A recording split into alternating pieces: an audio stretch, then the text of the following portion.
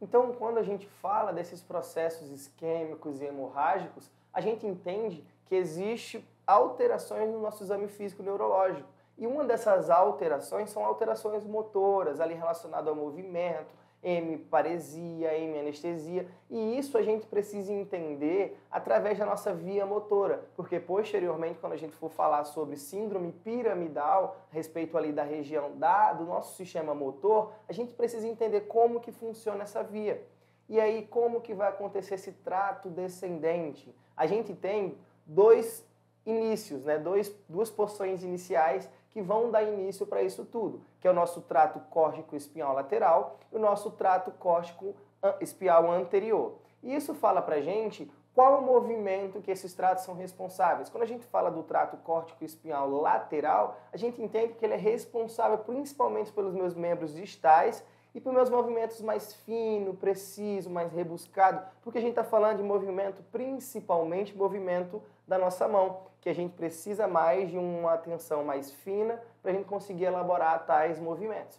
Quando a gente fala mais do nosso trato córtico-espinhal anterior, a gente está falando mais dos movimentos principalmente grosseiros. E isso fala para a gente então sobre o quê? Sobre o caminhar, sobre alguns movimentos que a gente faz para equilíbrio e etc. Só que a gente precisa entender como que começa isso tudo. Então, como que vai iniciar? A gente tem um córtex motor primário, que é a região principal por mandar essas informações e por receber as aferências que vêm da periferia para a gente conseguir ter esse movimento bem mais elaborado.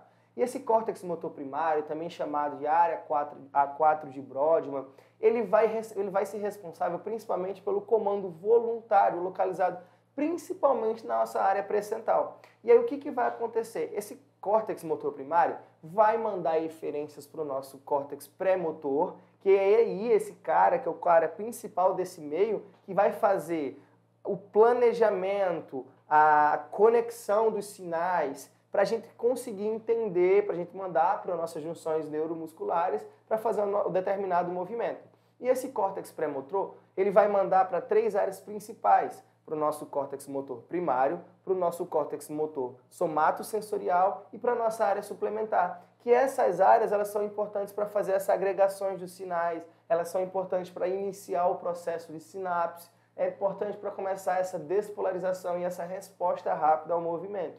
Então, o que a gente tem que entender? Que é uma dessas áreas, dependendo do qual necessário for o meu movimento, ele vai encaminhar uma mensagem para o nosso gânglio basal. Que aí esse gânglio basal ele vai entender a mensagem, ele vai falar, tá, eu preciso movimentar minhas pernas para fazer a coordenação para eu conseguir caminhar. Então ele vai mandar para o meu gânglio basal, esse meu gânglio basal ele vai ser responsável por fazer essa integração. E vai fazer, além disso, ele vai fazer a envio dessa mensagem e a suavização dessa mensagem que vai chegar nos nossos músculos, nos nossos ossos para fazer determinado movimento.